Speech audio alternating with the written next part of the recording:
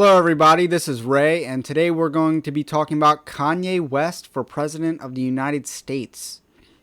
Now, for the purpose of this video, we're going to assume that Kanye is a genuine, born-again Christian, that his conversion is real. I'm not sure if this is true personally, but I hope it is. And for the purpose of this video, we're going to assume that it is.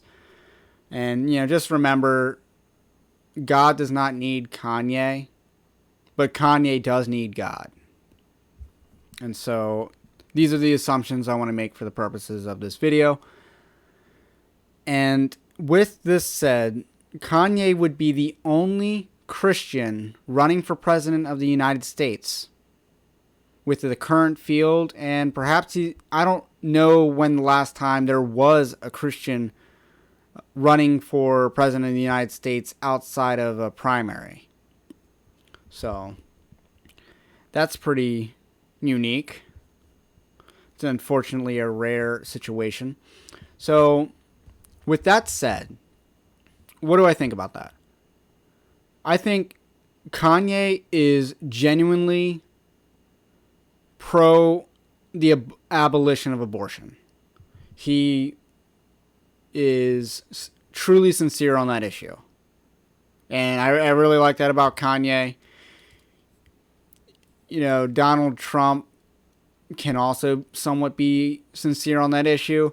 I guess the problem with this is, Kanye West is very, he seems very traumatized personally by the issue of abortion, and that motivates him to want to abolish abortion, and I'm all for that. I, as a Christian, believe that abortion should be criminalized, and I have no problem saying that. And I don't think Kanye would disagree with that, but like Trump, I don't know what the President of the United States can really do about the issue of abortion. Are they going to defund Planned Parenthood? Well, that doesn't get rid of abortion.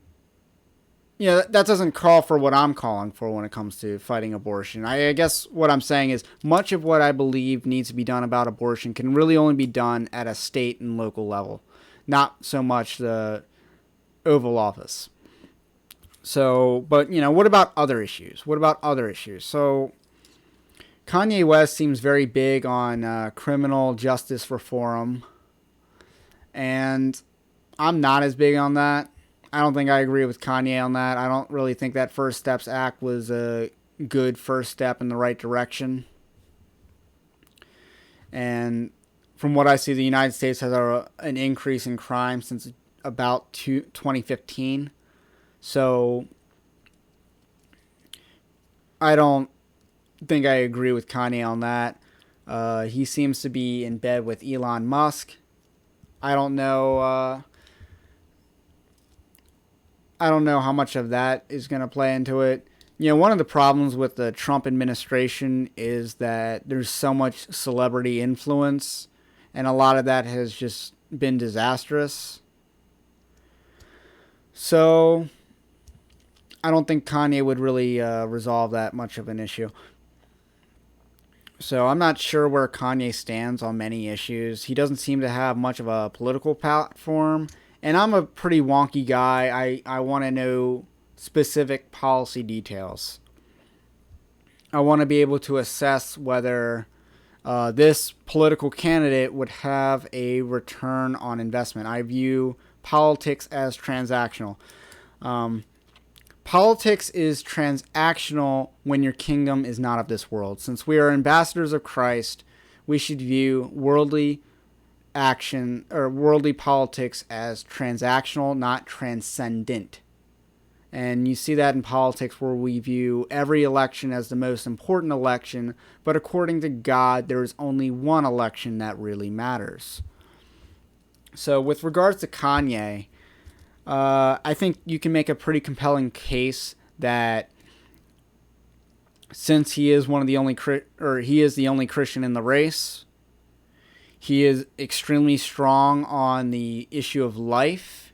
You can make a compelling case as a Christian for Kanye for president. That being said, I do have a couple warnings. I think the doctrine of lesser magistrates is pretty good for outlining requirements for, I guess, acquiring leadership. I guess I have trouble if someone can't really manage their own household. How can they manage the country? Again, I'm not really holding Trump to this standard because he's not a Christian. But as for Kanye, a lot of this is like pre-conversion, so you got to have some grace on that. But at the same time, a standard is a standard. You first got to govern yourself, then you got to govern your family, and then the church, and then the civil magistrate, right? And if Kanye can't handle at least two of those, then how can he manage the country? And I guess that's my warning. But otherwise, I think you can make a compelling case for Kanye 2020. I don't think you can make a compelling case for every other candidate in the race. But I'm going to give Kanye a lot of charity here because I know I'm pretty disenfranchised with the political situation as it is. And I respect Kanye trying to make a difference. I guess my second major issue is the fact that I can't take Kanye West's campaign more seriously than he does. I can't want Kanye to win the Oval Office more than he does. And so far, he hasn't really taken his campaign very seriously. And that's an issue. But like I said, you can make a compelling case as a Christian to vote for him. And I will not begrudge that. Anyway, this is Ray. I hope you like this video. Let me know what you think about what I think about Kanye 2020. Have a blessed day, and I'll catch you on the next video.